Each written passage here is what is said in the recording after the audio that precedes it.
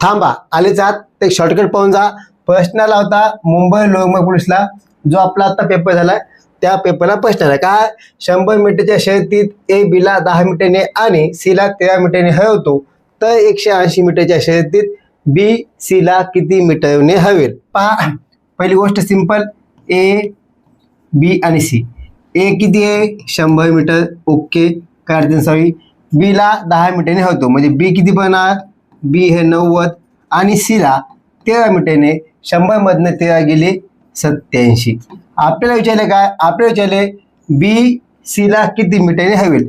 या दोन्हीतला घ्यायचा फरक, काय घ्यायचा फरक घेतला 3 गुणिले किती शर्यत आहे 180 मीटर, 180 मीटर.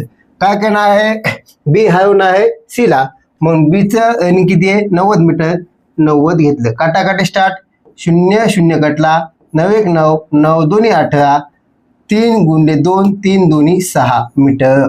ऑप्शन क्रमांक 4 हे आपलं उत्तर आलेलं आहे. वाटत होतं अवघड, पण तेवढाही अवघड प्रश्न नाही आहे. चालते, समजलं असेल अशी अपेक्षा.